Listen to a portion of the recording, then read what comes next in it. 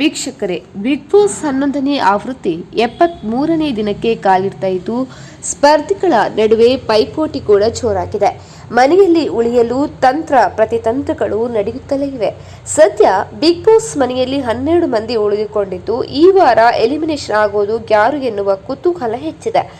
ಈ ನಡುವೆಯೇ ರಜತ್ ಮತ್ತು ಧನ್ರಾಜ್ ನಡುವೆ ಜಗಳ ಜೋರಾಗಿದ್ದು ಧನ್ರಾಜ್ ಮೇಲೆ ಹಲ್ಲೆ ಮಾಡಲು ರಜತ್ ಪ್ರಯತ್ನಿಸಿದ್ದಾರೆ. ಈ ಮೊದಲೇ ಧನ್ರಾಜ್ ಮತ್ತು ರಜತ್ ನಡುವಿನ ಮಾತಿನ ಚಕಮಕಿ ನಡೆದಿತ್ತು.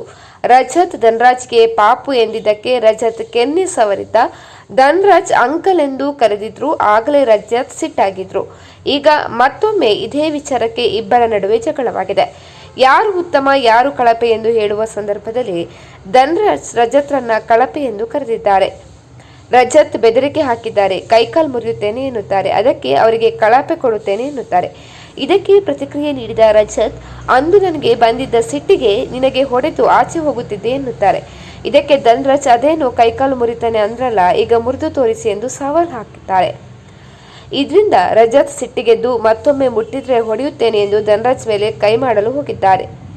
ತಕ್ಷಣವೇ ಉಳಿದ ಸ್ಪರ್ಧಿಗಳು ರಜತ್ರನ್ನ ಹಿಡಿದುಕೊಂಡಿದ್ದಾರೆ. ಶುಕ್ರವಾರದ ಎಪಿಸೋಡ್ನಲ್ಲಿ ಈ ಘಟನೆ ನಡೆದಿದ್ದು ಕಲರ್ಸ್ ಕನ್ನಡ ಪ್ರೋಮೋ ಕೂಡ ಹಂಚಿಕೊಟ್ಟಿದೆ.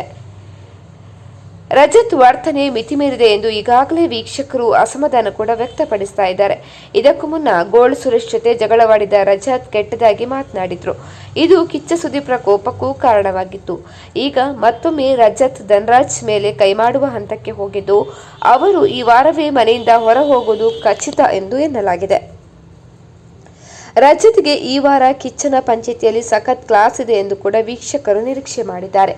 ನಾಮಿನೇಷನ್ ಆದವರ ಪಟ್ಟಿಯಲ್ಲಿ ರಜತ್ ಹೆಸರು ಕೂಡ ಇದ್ದು ಆತನನ್ನು ಮೊದಲು ಮನೆಯಿಂದ ಹೊರ ಕಳುಹಿಸಿ ಎಂದು ಸೋಷಿಯಲ್ ಮೀಡಿಯಾದಲ್ಲಿ ಹಲವರು ತಮ್ಮ ಅಭಿಪ್ರಾಯವನ್ನು ಕೂಡ ವ್ಯಕ್ತಪಡಿಸಿದ್ದಾರೆ. ಸ್ನೇಹಿತರೆ, ಈ ವಿಡಿಯೋ ಇಷ್ಟ ಆದಲ್ಲಿ ಟ್ರೆಂಡಿಂಗ್ ನ್ಯೂಸ್ ಲೈವ್ ಚಾನೆಲ್ ಅನ್ನು ಲೈಕ್ ಮಾಡಿ, ಶೇರ್ ಮಾಡಿ, ಸಬ್ಸ್ಕ್ರೈಬ್ ಮಾಡಿ.